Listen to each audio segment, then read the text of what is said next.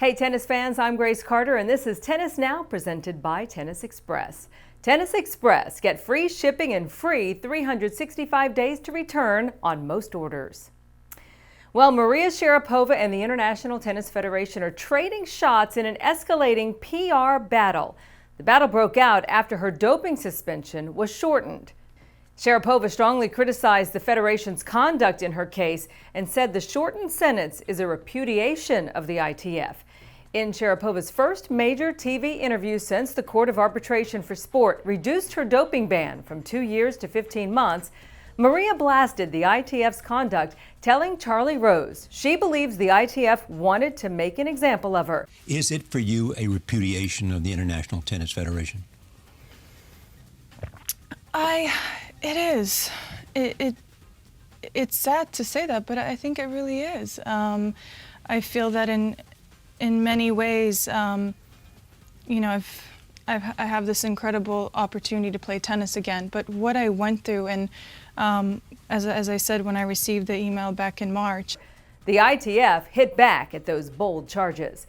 In a stinging statement, the ITF refuted nearly every claim Maria made. Well, I got a 24-month suspension, but they wanted 4 years from me, Charlie. The ITF wanted to ban me for 4 years. And I went through the ITF hearing, which in front of an arbitration that was chosen by the ITF. So I'm in a hearing knowing that the people I'm speaking to, this was 4 or 5 months back in London, the people that I'm speaking to were chosen by the people that I'm actually in a fight with. So that, I'm not sure, they call that neutral. That's not neutral. CAS is neutral, and this is what CAS has awarded to me. For example, the ITF says it did not request a 4-year ban. It also disputed Maria's claims the independent tribunal was not neutral, writing that Ms. Sharapova's legal team was given the opportunity to object to the appointment of any member of that tribunal in advance of the hearing, and they agreed in writing that they had no such objection. It also shot down Sharapova's claim that the ITF knew she was taking meldonium prior to its ban in 2016. In her charge, the ITF should have directly warned her. The ITF says it did not know Sharapova was using meldonium, and her legal team already accepted that fact in her first hearing. And in a parting shot, the ITF says since Maria herself failed to disclose she was taking meldonium on any of her doping forms, it could not possibly have known that she was taking the drug because the WADA monitoring program is anonymous. The 5-time Grand Slam champ also said the ITF should do a better job of communicating anti-doping measures to players. Maria's comments came the same day her attorney, John Haggerty, hammered the ITF, saying that if Maria had been a figure skater instead of a tennis player, the entire case wouldn't exist. So, who's right?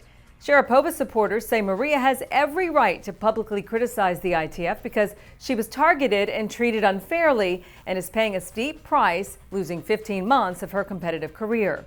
The CEO of HEAD has questioned the ITF and therapeutic use exemptions granted to some stars for drugs he claims are proven performance enhancers, while saying the drug that Maria took, meldonium, is yet to be clinically proven as a PED. Critics charge the former #1's gloating over a 9-month reduction in her sentence is simply PR spin to protect her brand, shows her arrogance playing the victim card to shift the blame from herself to the ITF, and does not address the fact that she committed a doping violation and should be punished for it. So where do you stand? What does the feud between the ITF and Maria mean in the bigger picture? The ITF is the governing body of the Grand Slams, Fed Cup, and the Olympics. Sharapova will require wild cards to gain entry to tournaments when she launches her comeback next April. As a former Grand Slam champion, she's entitled to unlimited WTA Tour wildcards. Will players in the ITF publicly or privately ask the Slams to withhold wildcards from Maria and compel her to qualify? Given her status as a 2-time French Open champ and former Wimbledon champ, that seems unlikely, as both Maria and the ITF can both make major financial gains from her return.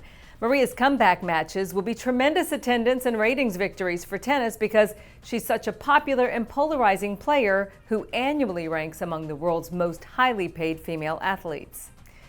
Sharapova received a supportive boost of sorts from former boyfriend Grigor Dimitrov.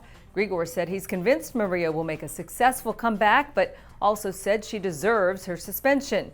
He says, "I think tennis misses her," and he adds that he has zero doubt Maria will come back strong.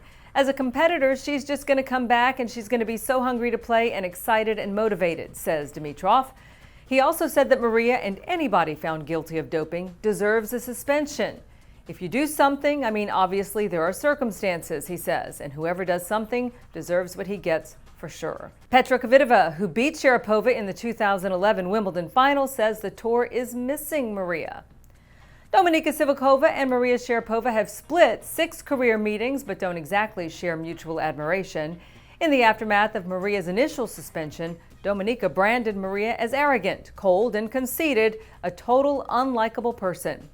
Dominika said she respects the CAS ruling in Sharapova's case, but her opinion of the 29-year-old Russian has not changed. So there you have it. Tell us what you think. I'm Grace Carter. See you next time here on Tennis Now. Yeah, like I said, there's a lot of